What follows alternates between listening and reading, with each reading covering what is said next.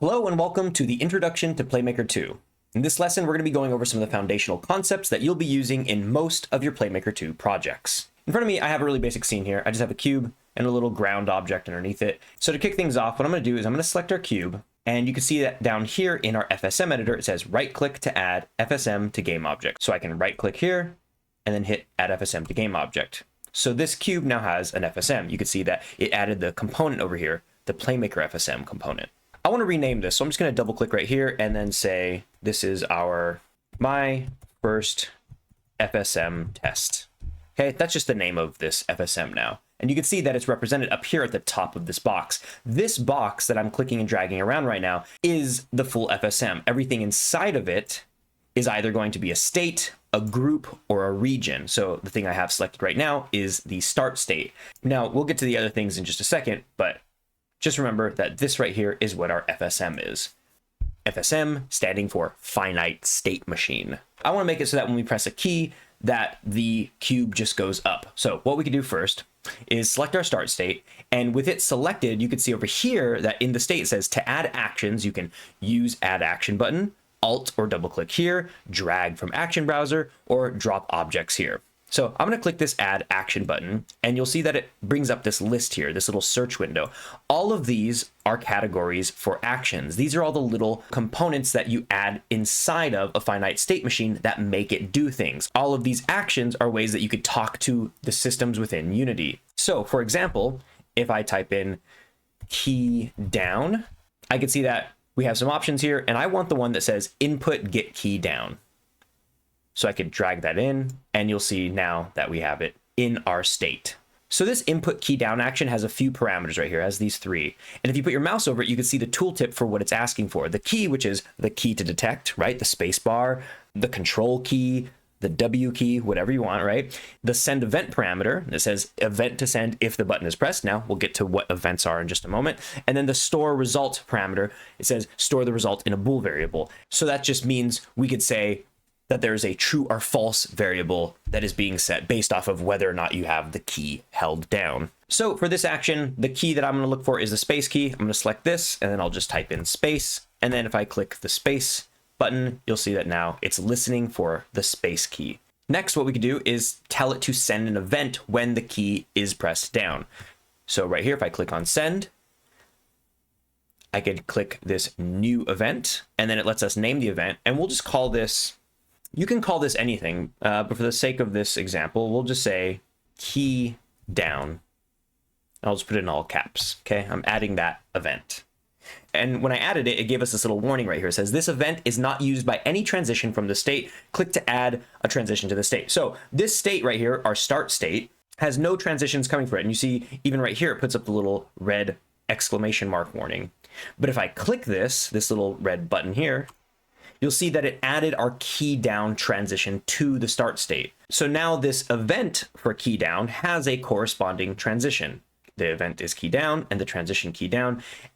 What this is going to let us do is go to some other state to do something. So if I click right here in this bottom grayed out part, the key down, that's the transition, and I click and hold, you'll see that as I move my mouse around, it brings out this little arrow and it kind of wants to put it somewhere. If I let go, nothing happens right now because there's no other state to move to. But if I right click in here and say add state, and let's add a few in here, right? You could say that I'm going to go to this state, or maybe I want it to go to this state. And you can see now that if I press this key down, if I press play really quick, you can see that the current state we're in is highlighted green, which is the start state, right? But if I press the space bar, it goes down to the new state that we created. You can see that it's highlighted green. Now, it doesn't do it again anymore because now that we're in this state, there's no actions here. It's not listening for any instructions. And so it's just kind of stuck here. Okay, but this is a good first step. I'll delete this other useless state and I'll rename these actually. So in our start state, you could rename it by clicking up here and calling it something like standby for input. You can see it gets renamed over here. And then I'll take this state and rename it like move cube up. What I want to be able to do is only move the cube up while we're holding the spacebar down. So in here, what I'm going to do is add a new action called key up. So we're listening for input key up. So now with this in, I'm gonna also be listening for the space bar. And this one is only going to send the event when the key goes up. We'll have this event, we'll make a new one. We'll make a new event called key up. And I can add that transition and then send it back up here. So let's give that a quick little test. Right now, what I'll do is I'll press and hold the space bar. Here we go. Okay, now I'm still holding the space bar, and you can see that it's in the move cube up state. But as soon as I let go in 3, 2, 1, it goes back there because it's listening for the get key up. Great, this is what we want. And now when we're actually in the state, we could do the actual moving of the cube. So I'm gonna open up the action browser again. I'm gonna look for a translate action. So this one right here, transform, translate. I'm gonna put this in here, and you can see that the thing it's going to be moving is the owner, which is the game object that this FSM is on, which is, of course, our cube up here. So that's great. That's what we want to be moving. And then the translation value, this is the vector that lets us decide how many units it's going to be moving in which one of these cardinal directions. So we want it to be moving up, which is the y-axis. So I'm going to say that it's going to move 2 units up. Let me just show you what happens if we play it as is. Okay, here we go. I'm just going to tap the space bar. Now you can see it moved up kind of instantaneously. It just moved up a full 2 units instantaneously. And if I click and hold, it moved up again. And you can see that if I move up to the state here, it's now 4 units away from where it originally was. That's not quite what I wanted. I wanted to make it so that it smoothly goes up only while I'm holding the key down. This is because this transform translate is only running once we enter the scene. So if I press play again, what I want you to observe in this first state, you see how it's waiting for the input key down, and it has this little green check mark. The little green check mark means that this action is still running right now. It's just constantly running and running and running and running. It's waiting for us to press a key down. If it only ran once, then we would only have some fraction of a millisecond to press the space bar, and then it would stop. And if we didn't press it at that exact moment, it would stop listening and we would miss our chance. So that's why we like it to keep running and running and running and running. Now, this is done by the update method, which you can see right here. And if I put my mouse over it, it says runs every frame. So if I go over to the move cube up state, you can see that this transform translate, when I put my mouse over it, it says runs once, then finishes. So that's why when I press space, if you look at the actions now, you can see that our get key up is still running because it has the green check mark, but the transform translate did its business once and is now done, and that's why it's grayed out. You can have this visual cue to see that it is no longer running. So the way we fix this is come over here and we could select this button to change the update mode. And what we want to do is just run every frame. Now, with some actions, you get this additional parameter per second. Without this per second, if it was like this, then this transform translate would try to do its job over and over and over again as fast as it possibly can, which is dependent on the person's computer. Your processor in your computer might be faster or slower than your friend's processor or your grandma's processor. So the way to make this uniform and to make it the same across everybody's computer is by using this per second option, because then it's doing its job only every frame per second. So we're gonna hit OK. And now what we should see is it will take about 1 second to reach the 2 meter distance. So if I press play, I'm just gonna tap space first of all. Now you see that it only kind of made a little nudge. I'm gonna hold it a little longer this time. You see that? It kind of went a little longer. And so it's only moving when I'm holding the spacebar down. This is exactly what we want. Great. So this is the first step. Now we want to be able to do something as it's moving up. So for example, let's make it so that once it reaches a certain height, it starts spinning around. There's a lot of different ways we could do this, but this is the perfect opportunity to show you this new feature in PlayMaker 2 called regions. I'm going to come up here to our FSM, right? With our FSM selected, I can right click on it and say add region. And what you'll observe is that it put our first 2 states that we built inside this big box right here, this region. And you can even rename regions. So we'll call this one the cube move up region. Okay, so that's what all of this does. Now this other region, we can actually move it over here, just kind of show the order of things. And this region we'll call distance check.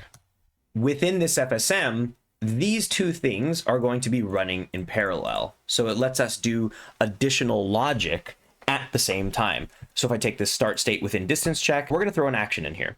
So if I type in distance, there's a lot of stuff to go through. It's like, which one do we want? And then maybe it's like, okay, well, we want this vector3 distance action, but what if we don't want to scroll through all these options? And what if we know exactly which one we want? You can filter things using letters at the top of your search. So for example, we know that we want our vector3 distance. So I could type in v distance and it gets this from that category, specifically v for vector, right? So we could just click this and now add it. That's just a quicker way to search things. So the distance that we want to be checking, we'll make two variables. We want to check between the position that it first starts at and its current position as it moves up. And then we'll always just be getting the distance between its first position and wherever it's at currently. So you can make variables for that. Instead of having these just 000 manually coded entries here, we could use variables by selecting these buttons. You can see that when you put your mouse over it, it says use variables. So we'll click it and we'll make a new vector3 variable and the name will be called start position. Add variable. And we're going to be getting the distance between the start position and the, make a new vector3 variable, current position. And then the result is the resulting distance, right? The actual distance between these two, that's a number. If we make a new variable, it's a new float variable called distance. Now we have to actually get the start position and the current position. Let's open up the action browser. And we'll type in t get position. Okay, we want transform get position. And we're going to put this in twice actually. So I'm going to copy it and paste it. So we have two of them in here. The first one, you can see it says run once then finishes. That's great. That's what we want to do. We're going to use that just once when we start to get our start position. But this one, we're going to change to every frame. And we're going to hit OK. And this is the one that we're going to be using to get our current position.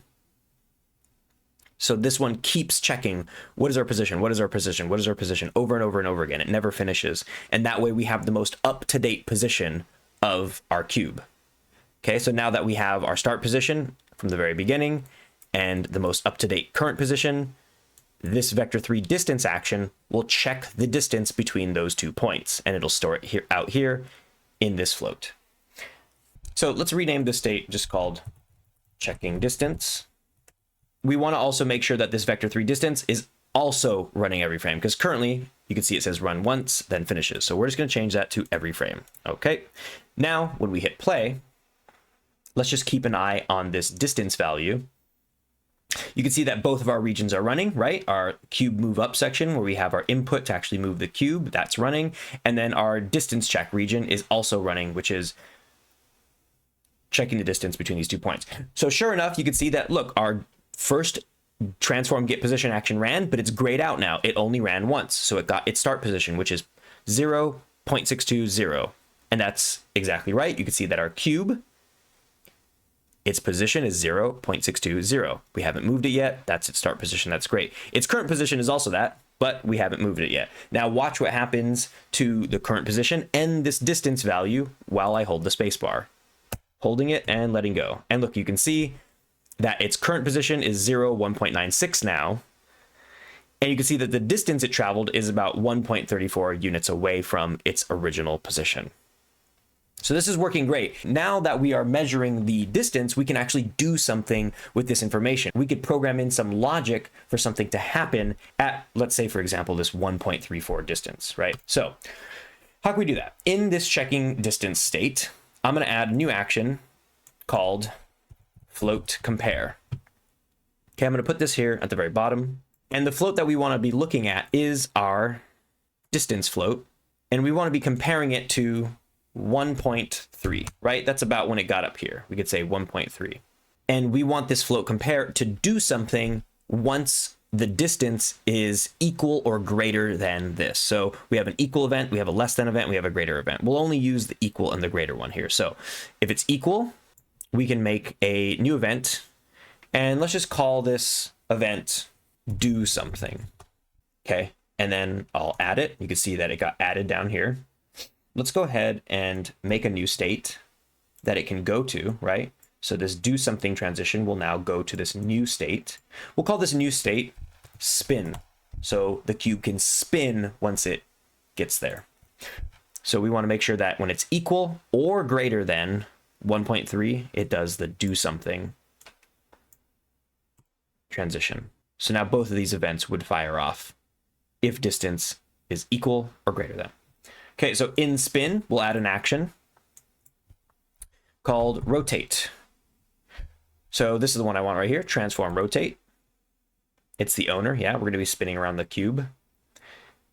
We could choose which axis it's spinning around. The y-axis, we'll say 65 degrees. And right now it's running every frame per second, right? So that sounds pretty good to me, 65 degrees every second. And what we wanna make sure of really quick is that this float compare is actually still running every frame. So right now you can see it only runs once, then finishes. We want to make sure that it's running every frame. Okay, so now when we press play, our cube is just sitting here. That's great. If I press space and nudge it up a little bit, right, we can see its distance is going up. We're now at 0.3 units away from our starting position. A little bit more, 0.55, a little bit more, a little bit more. We're now at 1.09. So very soon, once it hits this 0.13, the cube should start spinning. It's currently still static. And the next time I hit it, it's probably going to start spinning. Here we go, 1.28, and there we go. So now it's spinning. It's stuck in this state. It just stays there forever. We can keep moving it up because these two regions act independently. So I'm moving up my cube still. It all seems very silly and kind of who cares moving a cube around, making it spin when you hold the space bar. But these concepts are the exact things that you'll be using in so many of your projects with PlayMaker 2.